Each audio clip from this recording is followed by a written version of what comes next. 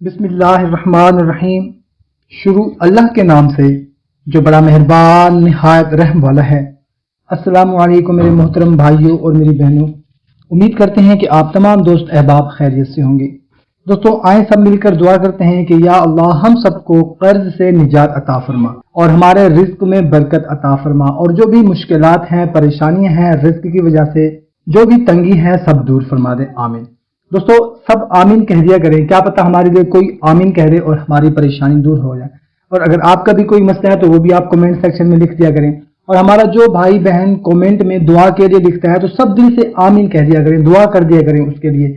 क्या पता हम आमीन कहें, हम दुआ करें और उसकी परेशानी दूर हो जाए। तो आज की वीडियो में मैं आप लोगों को अदायगी कर्ज के लिए एक वजीफा बताने लगा हूं। जो शख्स मकरूज हो और वो कर्ज अदा करने की पोजीशन में ना हो और हर वक्त कर्ज खा उसे तंग करते हो, तो ऐसी हालत में ज़ैल का अमल मुफीद और नाफे है। 25 रोज तक रोजमर्रा बाद अज नमाज फजर 25 बार सूरह मुल्क बनियत अदाए कर्ज विर्द करे।